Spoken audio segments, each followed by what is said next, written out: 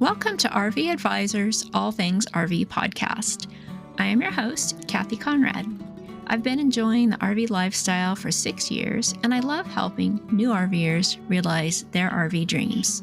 This podcast is about RV education, resources, adventures, and the amazing people who love RVing. It's also about discovering the freedom RVers experience, the connection with nature we are all so grateful for, and how RVing enriches our lives. On this podcast, you can expect us to talk about all things RV, including the good stuff, the challenging stuff, and everything in between. So join us weekly for solo episodes, interviews with industry leaders, and other RVers. Are you dreaming of RV life, but drowning in all the decisions, choosing the right RV, understanding the maintenance, and figuring out how everything works? Well, you're not alone. And when you're new to something, you don't even know what you don't know. And that's where I come in. My passion is helping new and aspiring RVers confidently navigate the process of choosing, buying, operating, and maintaining an RV without the stress and costly mistakes. My spring special is a 6-week one-on-one coaching program. So for 90 minutes each week, we'll dive deep into everything you need to know, giving you the answers to your questions and skills to make RVing fun, stress-free, and budget-friendly. I'll help you save time, money, and avoid expensive mistakes. You'll get personalized guidance tailored to your RV journey, and you'll gain the confidence to hit the road with ease. RVs aren't cheap, and one costly mistake could set you back thousands, but with the right knowledge, you can protect your investment and truly enjoy the adventure. If I can help you avoid just one mistake, the course practically pays for itself. So click on the link in the show notes to get the details and start your journey today.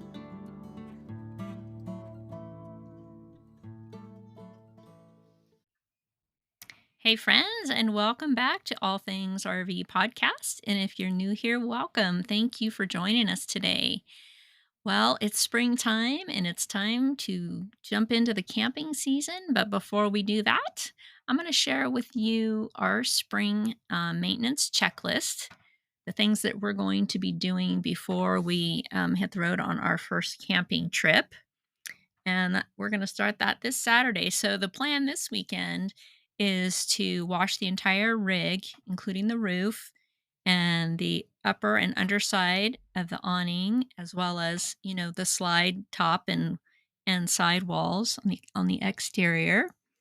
And once we're done washing, then we will wax and buff, with a high quality RV safe wax. We usually use a marine wax.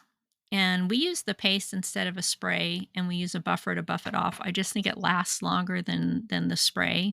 So far, we have had good luck with that. And this is when I'm glad we only have a 24-foot travel trailer, because that's still like easily at least an all-day job to do the washing and waxing, and more likely a day and a half. So it always feels so good to get it done, and it looks so nice. And we do, if you're wondering if it's okay to wax over the decals, we wax over the decals as well. The other really important thing is sealants and redoing sealants or adding to sealants. So once the roof is clean and it's dry, then that's the one thing I don't do. I do not get up on the roof. My husband does that. I help with everything else, but I don't like getting up on the roof. So cleaning the roof penetration seals with denatured alcohol and then going over those. And what we use on the roof for the sealants is the Dicor self-leveling lap sealant. And we apply that to any of the cracks or openings or anything like that around, the skylight or the vents, anywhere where there's something in the roof where it's been cut open to put it in. You would really want to make sure that you seal all of that really good. And it's better to do too much than not enough. Don't be stingy with it. Don't be afraid to put plenty of it on, because you just don't want any water getting in anywhere. And then the other thing is, what I notice being in a hot climate is sometimes like the windows or those little metal seals that are at the top of the trailer that come down on the wall and I look around and I see this on all the other people's trailers too. From the heat, it just looks like that stuff is squishing out and has dried. So you need to clean all that up, clean the surface, and then you reseal with a non-sag sealant like Dicor or Sikaflex 221 or Proflex for around any of the vertical surfaces. And then UV protectant we put on like the rubber seals of the slides. It's important to protect those so that they stay conditioned and supple. So great product for that is the UV protectant, that 303 aerospace that you spray on, and like the rubber around the front cap of the trailer, even like the latches where you flip up the pass-through door and it sticks to that little black thing that's got the magnet in it. Anything that's plastic rubber that looks like it's experiencing wear from the elements, good idea to put that on there to help to protect it from the sun and lengthen its lifespan. And then for TPO roofs, that's what we have. There's a roof specific protectant that you can use, like the Dicor Roof Guard, Rubber Roof Protectant, or the Thetford Premium Roof Protectant. Camco makes their Protect Roof Protectant. And so these products condition your TPO roof and also shield it from the UV rays and help prevent cracking and oxidation. So it's a good idea to put that on as well. So, as far as other things that need to be sealed on the vertical surfaces, you'll want to inspect around the windows, seams, corners of the RV, also like that space that can be between the metal skirting on your rig that's attached to the walls. You'll want to use either a Sikaflex or the Dicor non-sag sealant or the Proflex RV sealant you'll want to use on those vertical surfaces. So if it's squishing out of the windows, like I talked about, what sometimes you see up high on the wall at the top of the walls where it squishes out, you may see that around the windows. So you're going to want to clean that off and clean the surface. You can scrape it out with a plastic razor blade that won't scratch the surface. Clean that all out and reseal it. Like a white Sikaflex works great for that. And if you can find a clear Sikaflex for the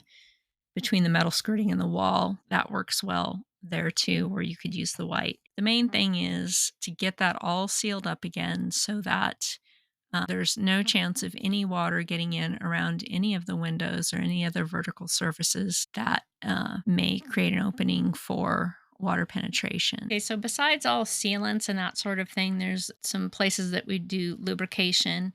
And so we have manual stabilizers. So we put lubrication on those and the folding steps. And that just makes those function more smoothly, as well as the ball on the hitch and then in the weight distribution receivers, or all that stuff moves when you're towing. So providing the lubrication to those. And then suspension is another important area to inspect. So this year, and actually yearly, repacking the wheel bearings. So that's on our list. I'll have to schedule to get that done, as well as inspecting the axles.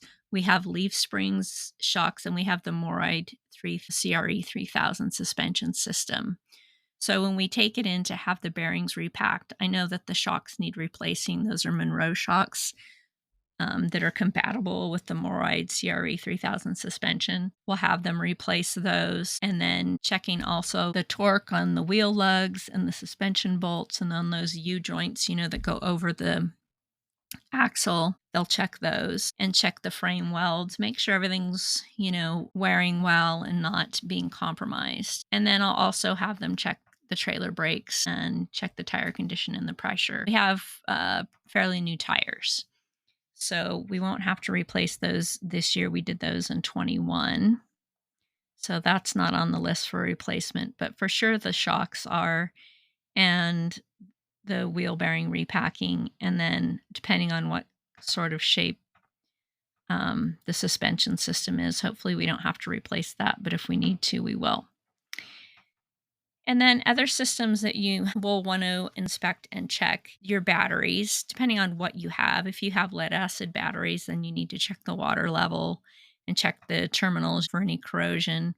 We have AGM batteries, so those really don't require any maintenance, which is nice. And if you have lithium batteries, my last podcast was about solar and batteries, and I'll probably have her come back on and we can talk a little more about maintenance of those systems. But in the meantime, you do your research if you have those and make sure you're following the manufacturer's instructions on upkeep and servicing those. And then you might want to check your water heater. If you haven't replaced your anode rod, do that yearly. You might want to check it more often if you're in an area that has hard water. The anode, what it does is it collects up all those minerals so it doesn't collect on the inside of your water heater. So it's important to replace it regularly so that it's capturing all those minerals that would be degrading your water heater otherwise. Maybe checking your water pump and plumbing for leaks, if you've been stored for a while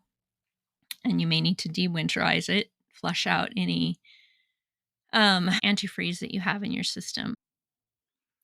Another important step to take is to sanitize your freshwater system, which includes, your freshwater tank and all your plumbing. So you're going to turn off the hot water heater and find out if and where you have a hot water heater bypass switch, because you really don't want to run bleach water through your hot water tank. So check ahead of time and find out how you bypass it, your particular rig. And then you're going to mix 1/4 of plain Clorox bleach per 15 gallons of water. So for example, we have an 80 gallon freshwater tank. So you're going to take 80, you're going to divide that by 15, and then multiply by 1/4, which for us then turns out to be about 1 1/3 cups of bleach, which you'll add to a gallon jug of water, and then pour the bleach solution into your fresh tank using a funnel. And then once you've poured that gallon of bleach solution into your fresh tank, then fill the tank completely with potable water. And then you're going to go inside and turn on the water pump, and you're going to open each faucet one at a time until you smell bleach, and then turn it off, move on to the next faucet, and then to your shower.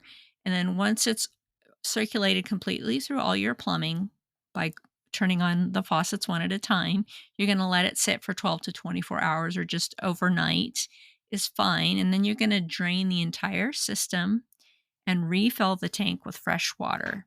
And then flush the system thoroughly, run water through all the faucets again, each one separately, until the smell of bleach is gone. And just flush that all the way through until the smell is gone everywhere. And then you can refill your tank again for use. So that will eliminate any bacteria or anything that might have grown while you might have had a little bit of water sitting in your fresh tank over a period of time. And so that's just something that you should do every year, once or twice, to keep your freshwater system sanitized. And then checking your propane system, maybe do, how you test with a spray bottle of soap to see if there's any leaks, check the hose condition and the tanks, make sure that everything looks like it's still in good shape. And then your slide mechanisms, depending on what you have. We have a Schwintek slide. We have only one. So we do clean and lubricate the tracks. We don't have toppers, so we don't have to worry about that. And then smoke detectors, ours are smoke and CO2 detectors. I changed the batteries out in those on our RV lock for our door in January and July, so that they never just die on us. And the LP detector, we just replaced ours in January. It was time. It went out. The life of those is 4 to 6 years, and ours was right at 6 years. You will save yourself some potential headaches if you get all this maintenance done before you go out, and make sure everything's functioning and clean and lubricated and protected and all those things, so that your trips this summer are less likely to have things pop up and go wrong. I always like to take a proactive role in all these things. Most of us don't like surprises or things happening while we're on the road. Sometimes we can't help it, but we can do our best to try to prevent as much as we can. So anyway, that is what we'll be doing. I hope to take a trip mid-May, and we should be able to have all that done. Thank you so much for tuning in today to RV Advisors All Things RV podcast. Please join us again next week for more RV education, resources, adventures, and interesting people. Until then, wishing you amazing adventures, safe travels, and I hope to see you on the road.